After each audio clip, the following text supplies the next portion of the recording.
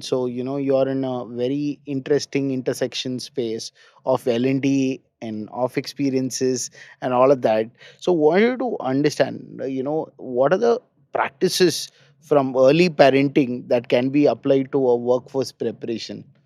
Different stages of workforce preparation, not just early part of workforce. So, I will give a fair warning. I'm not a parenting expert. So, but there are certain trends that we do see, and we do talk about it as well.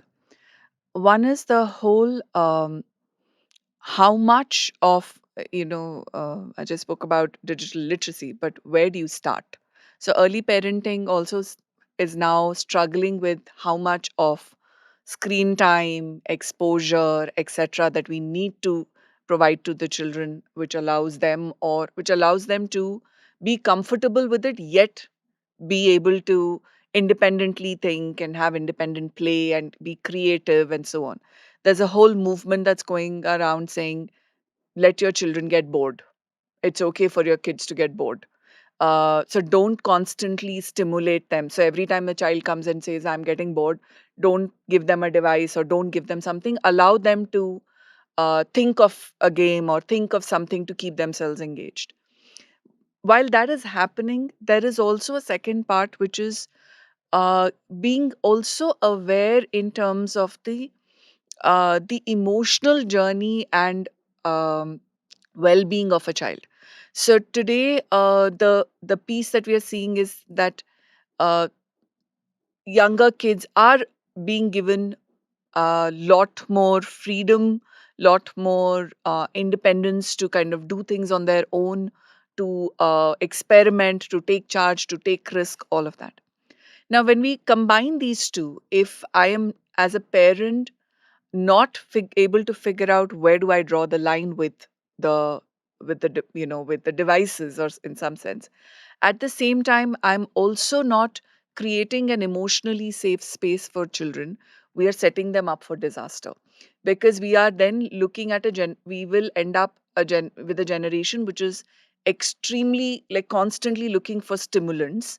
In the absence of the stimulants, they are going to have nervous breakdowns, anxiety, and we're seeing that a lot more in teenagers today. That we probably didn't experience this level of anxiety and nervous breakdowns and other, mental health challenges that are coming in. So the the piece where, uh, one, and like I said, I will always refrain from saying what a parent should do, but one of the pieces that more and more parents are being conscious of is to allow their kids an emotionally well space where they can come and they feel heard, they feel safe.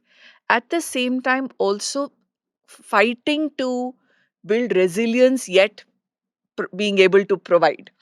So when do you pick up a crying child and when do you let the child be, is the conflict that parents are also going through, because they feel that that resilience is needed, which we do see in some of the incoming generation. I don't like to use the word younger because I feel I'm young enough. So in the incoming generation, we don't see that resilience, we don't see the comfort with failure, the comfort with feedback. We are seeing that becoming a bit of a challenge as coming in. So early parenting will need to focus on some of these areas, rather than, can my child code when it's 4 years old and build an app?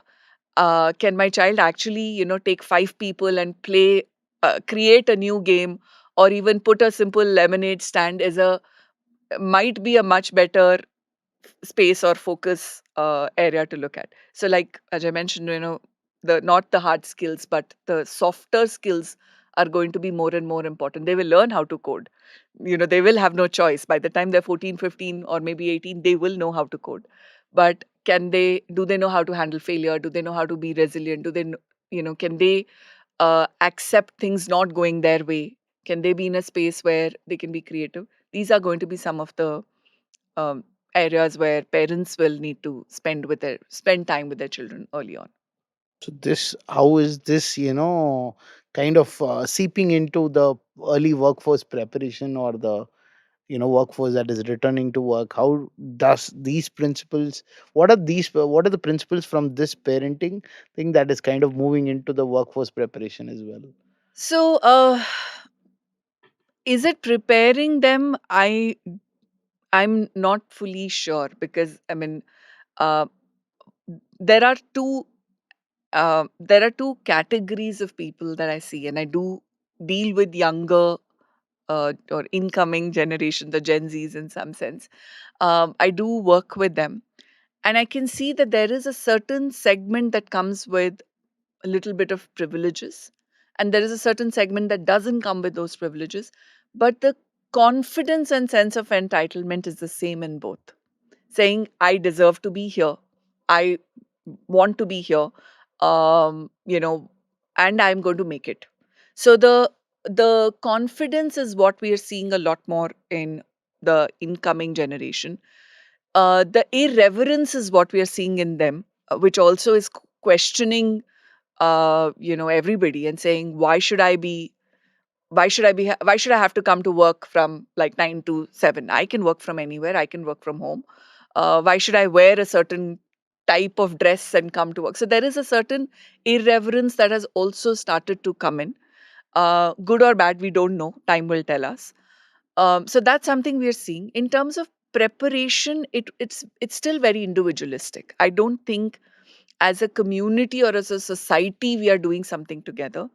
The gaps between what we see in kids in India and kids abroad is reducing in terms of what they feel they are capable of. Again, like I said, confidence, their ability to stand up and ask, and that's the shift that we are going to start seeing, because 10 years ago it was not okay to maybe it was not acceptable somewhere if you get up and say, I want this flexibility, or I want to do this, or I want work life balance, and people would say, what is work life balance? Sit down, you have to work hard. But today they're saying, no, we don't want to be slogging ourselves, we want to be able to have another hobby and pursue that while I'm doing this. So that's a space we are seeing in the younger space. Are they being prepared for it? I don't know. I don't think anybody's preparing anybody yet. It is just happening by chance, or by in some cases by choice. But we're all kind of going with the flow. But those are the trends that we do see Got it. coming in.